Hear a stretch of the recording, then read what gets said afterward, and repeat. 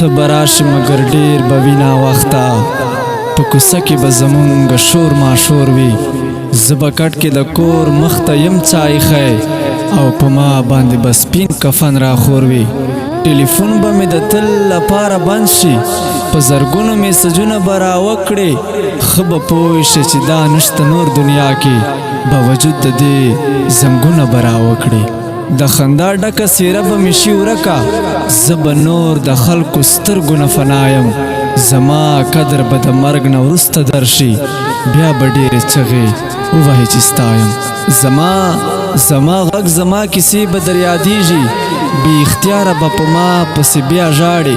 لیونی به شي ویښتان به دې خپل وشلي په سلګو کې به مې